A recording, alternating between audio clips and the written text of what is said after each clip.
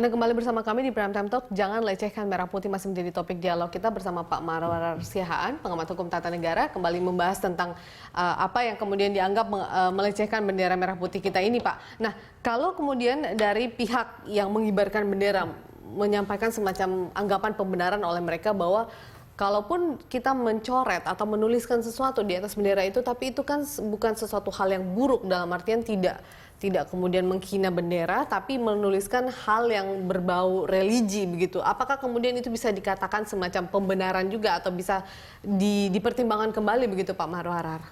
Ya, kalau secara tegas kita mengatakan tidak bisa ditolerir hal semacam itu karena jelas sekali dalam Undang-Undang Dasar pasal 35 terus sampai 36 itu diatur tentang bendera itu, dan kemudian dicoba diwujudkan perlindungan itu dan penegakan itu di dalam Undang-Undang 24, tadinya di KUHP ada juga, dengan penambahan ancaman-ancaman itu.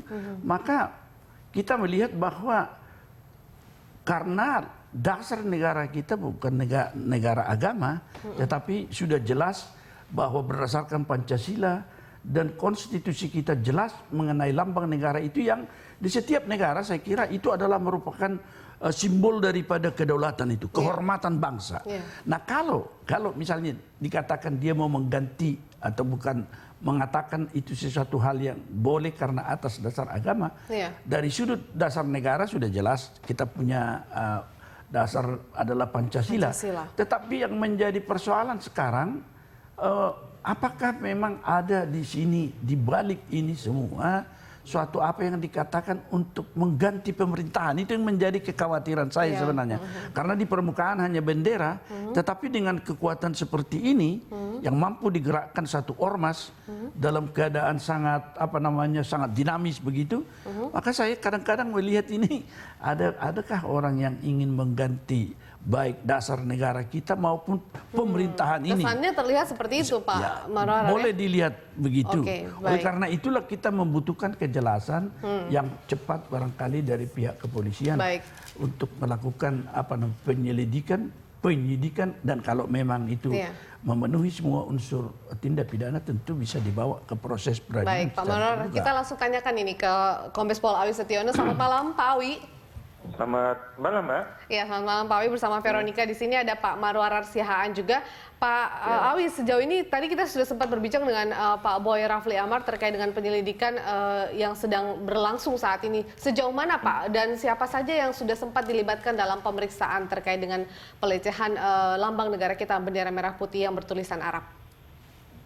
Iya, Mbak. Memang untuk tanggal 16 kemarin, pengamanan demo itu mengkonsentrasi terkait dengan ketertiban jalannya demo sendiri.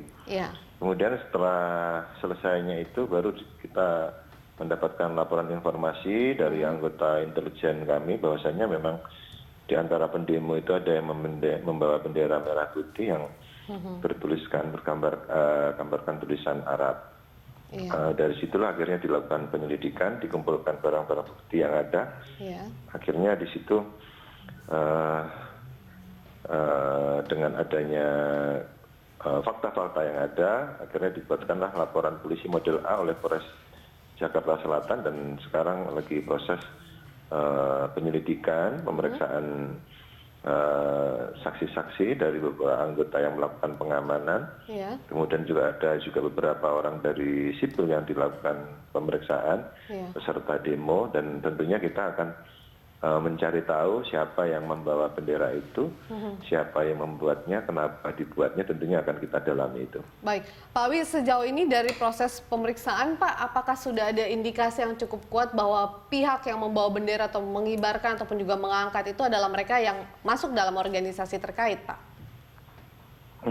Patut diduga, tapi terlalu dini kalau saya sampaikan karena memang ini tadi prosesnya masih penyelidikan, karena memang kita juga mencari tahu siapa yang berbuat apa tadi.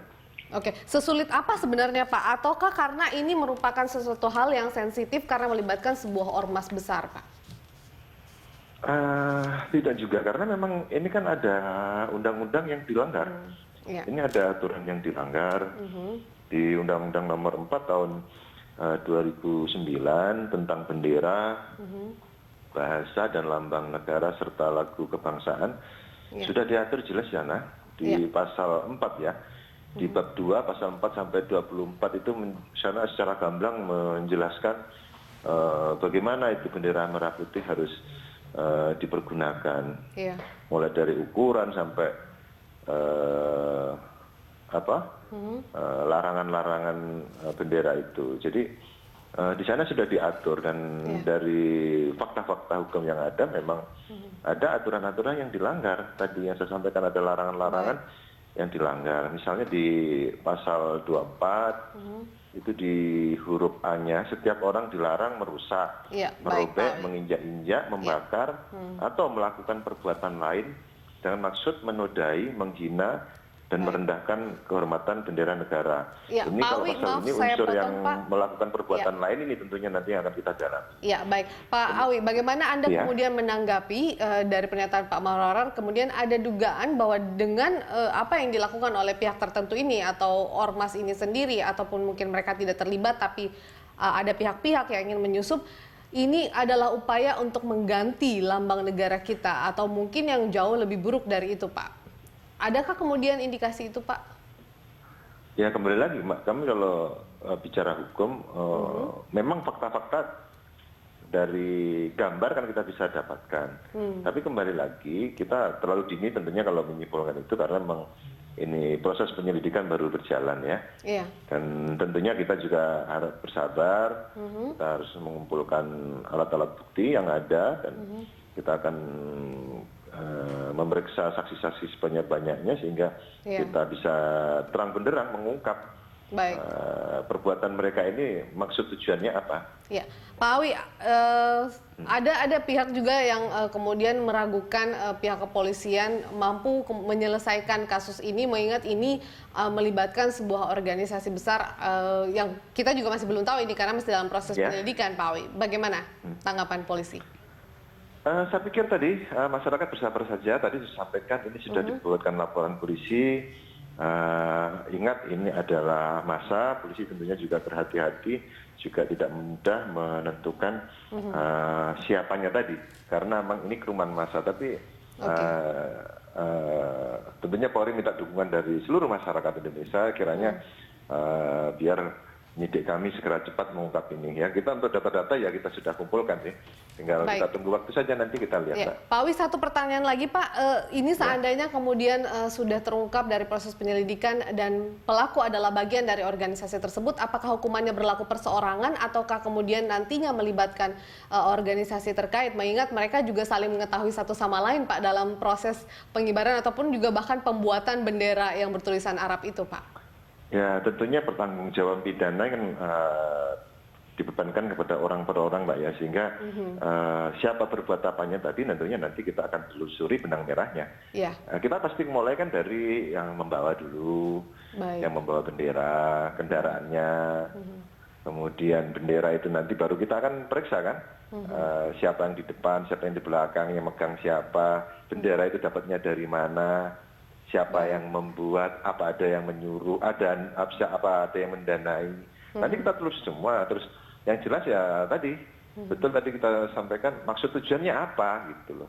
Kok bendera merah putih ditulisi sedemikian rupa seperti lambang-lambang yang lainnya itu. Tapi sudah nyata juga kan Pak, karena memang ada aturannya bahwa mencoret-coret bendera pun sebenarnya sudah kena pidana ya Pak ya?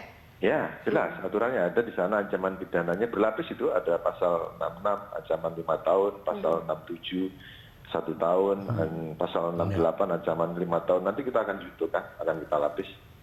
Baik, terima kasih Pak Awi. Kita berharap kemudian Mbak, mari. Ya, proses penyelidikan bisa berjalan dengan baik dan lancar. Kita segera mengetahui begitu ya siapa kemudian pelakunya Pak Marwarar sehingga kita tidak menduga-duga. Tapi kemudian Anda mengatakan itu keluar dari pernyataan Anda sendiri bahwa kemungkinan ini ada yang ingin mengganti lambang negara, itu bisa terindikasi sejauh itu, Pak. Apakah ini juga yang membedakan kasus ini dengan beberapa kasus lain yang juga sempat dianggap melecehkan bendera merah putih? Kita tahu ada beberapa kasus-kasus sebelumnya begitu Pak Marwarar. Ya, saya melihat kekuatan yang dimiliki oleh ormas ini saja kan, dan apalagi dengan terbuka. Ya, katakanlah ketika dipanggil kita mau menunjukkan kekuatan kita dipanggil untuk diperiksa. Tentunya sebagai warga negara ya biasa saja lah dipanggil, ditanyain, kita jelaskan. Tetapi ini datang dengan terbuka dan bahkan meminta supaya Kapoldanya copot itu. Itu juga merupakan sudah jelas bahwa kekuasaan negara itu di dalam hal posisi-posisi pemerintahan ada pada mereka yang diberikan otoritas itu kan menurut undang-undang.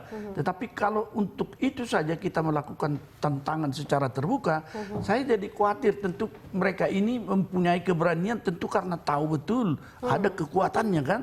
Ada kekuatan di balik mereka. Itu menurut saya sih. Tetapi tidak perlu langsung curiga seperti itu. Baiklah kita melihatnya tentu dengan mempercayai apa yang dilakukan oleh pihak kepolisian. Karena mereka juga tentu dari sisi kehormatan polisi sendiri yang secara terbuka ditantang begitu, itu memicu mereka juga untuk melakukan tindakan. Tetapi kita harapkan juga cukup proporsional, objektif kan. Ya, saya kira inilah yang kita harapkan, penegakan hukum secara efektif. Tidak perlu misalnya menakuti bahwa massa itu besar. Karena negara itu menurut saya besar kekuatannya. Dia tidak boleh kalah kepada ormas atau kepada kekuatan-kekuatan meskipun di balik ormas itu, saya kira. Tapi Pak Marwarar, kita coba melihat lebih mungkin sedikit objektif karena memang ada beberapa pihak juga yang mengatakan bahwa ini sebenarnya juga bisa jadi isu yang diada-adakan saja untuk menekan organisasi tersebut. Anda melihatnya bagaimana? Karena kan kasus pengibaran bendera ataupun juga pelecehan lambang negara, entah itu bendera merah putih atau yang lainnya juga sudah sempat ada sebelumnya, tapi tidak sebesar ini kemudian. Ataukah karena semangat Polri yang kali ini jauh lebih besar untuk mengamankan negara dan melindungi lambang negara kita? Ya, saya kira kalau ada pun sebelumnya, tetapi yang terakhir ini kalau kita perhatikan rangkaian peristiwa-peristiwa, saya kebetulan ditunjukkan di YouTube tuh bagaimana pimpinan organisasi massa itu secara demikian vulgar, kasar, dan bahkan kalau saya mengikuti apa yang dikatakan Ibu Sukmawati bahwa seorang ulama seharusnya tidak, yang mengklaim dirinya ulama tidak mengeluarkan pernyataan-pernyataan seperti itu secara terbuka. Mengatakan goblok, apalagi entah macam mana kepada kepala negara. Saya kira ini tentu bukan sesuatu hal yang main-main. Kalau kita melakukan tantangan terhadap satu kekuatan yang resmi, tentu karena kita menghitung kekuatan kita cukup besar. Oleh karena itulah saya mengatakan perlu dilihat secara lebih cermat ke belakang itu, karena menggerakkan massa begitu besar juga itu membutuhkan dana yang besar juga menurut saya kan.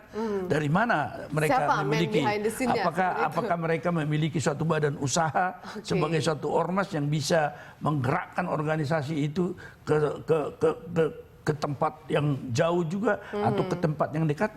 Karena itu kan butuh makan, butuh transport, dan lain sebagainya. Jadi ini sebenarnya tidak hanya kemudian persoalan pelecehan lambang negara kita, tapi ada yang lebih dari itu yang mungkin cenderung ingin menguasai negara. Anda maksud seperti itu, Pak Marwarar? Tidak sejauh itu, tapi perlu dilihat. Karena kalau saya melihat dari sisi hukum ya, kalau misalnya orang banyak bertanya soal makar, makar itu kalau di dalam KUHP pidana kita adalah masih terjemahan dari bahasa Belanda sebenarnya, tapi makar itu dipilih satu bahasa Arab yang ada di situ yang kurang jelas maknanya. Hanya saja di dalam penjelasan resminya atau penjelasan resmi di KUHP itu dikatakan makar itu adalah perbuatan yang telah nyata dari permulaan pelaksanaan. Jadi kalau misalnya makar, maksudnya menggulingkan pemerintahan, kalau di dalam rancangan KUHP yang baru, dikatakan menggulingkan pemerintahan itu adalah mengganti pemerintahan tidak sesuai dengan konstitusi. Saya kira ini bisa dilihat dari situlah apa yang meskipun harus hati-hati dan tidak terlalu curiga begitu. Banyak makna kemudian dan banyak asumsi yang bisa timbul dari pelanggaran yang dilakukan oleh beberapa pihak terkait dengan kemudian melecehkan lambang negara kita ini. Tapi kita juga pengen tahu atau ingin tahu bagaimana kemudian kita mengembalikan kehormatan dari lambang negara kita itu sendiri. Kita akan bahas di segmen berikutnya, Pak Marwarar, dan pemirsa tetaplah bersama kami di Prime Time Talk. Kami kembali usai jeda.